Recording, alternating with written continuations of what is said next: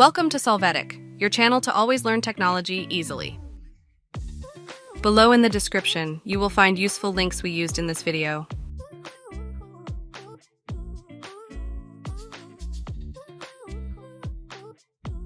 Today in Solvetic, we will see how to change the language on Facebook on laptop. We start by opening our Facebook profile in the browser.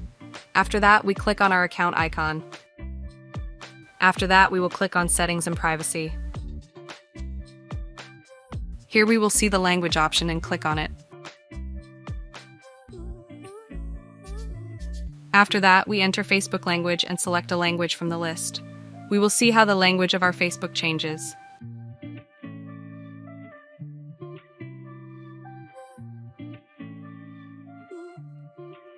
Hey, remember to subscribe Solvetic channel.